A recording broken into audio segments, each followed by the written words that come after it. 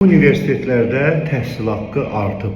Özü də indi mən jurnalistika ixtisası üzrə danışmaq istəyirəm. Deməli, Azərbaycan Dillər Universitetində ingilis dilində jurnalistika ixtisası 1700 manat idi. Bu il oldu 2200 manat. Təqribən 30%. Təhsilin keyfiyyəti bir il ərzində Azərbaycan Dillər Universitetində 30% mi artdı, maaşlarımı 30% artdı? Nə artdı ki, birdən-birə 1700 manatdan 2200 manat artdı? Yoxsa müəllimlərin maaşı qalxıb 30% Azərbaycan Dillər Universitetində? Bu bir dövlət universitetidir.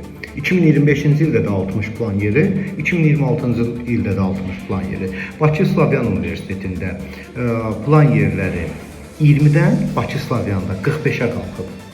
Təqribən 125% plan yeri artıb. Və maraqlısı budur ki, təhsil haqqı da 20% artıb. 2000 manatdan 2400 manata. Bir il ərzində, bu təhsil ili ərzində nə dəyişdi ki, təhsil haqqı bu qədər artdı? Bu jurnalist işləmək istəyən insan bir ildə 2400 manat Bakı Slavyan Universitetinə təhsil haqqı ödəyir. 4 ildə 9600 manat təkcə təhsil haqqı ödəyir. Müxbirlərin televiziyalarda maaşı 400 manatdan lap 1000 manata qədərdir.